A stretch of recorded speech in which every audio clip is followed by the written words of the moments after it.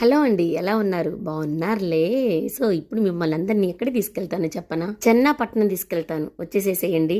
ముందు ఒక విషయం అడుగుతాను, నైట్ జర్నీ ఎంత మందికి ఇష్టము? నాకు తెలిసి ఆల్మోస్ట్ చాలా మందికి నైట్ జర్నీ అంటే చాలా పీస్ఫుల్గా చాలా బాగుంటుంది, ఇష్టం ఉండే ఉంటుంది అనుకున్నా. నాకైతే నైట్ జర్నీ అయితే చాలా ఇష్టం. ఇది వచ్చేసరికి 4 days బ్యాక్ వీడియో అండి. నేను ఈ మధ్య లైవ్స్ కూడా పెట్టలేదు కదా, ఎక్కడికి వెళ్తున్నాను అడుగుతున్నారు కదా, 1 by 1 షార్ట్ వీడియోస్ వస్తాయి, ఒకసారి అయితే చూసేసేయండి.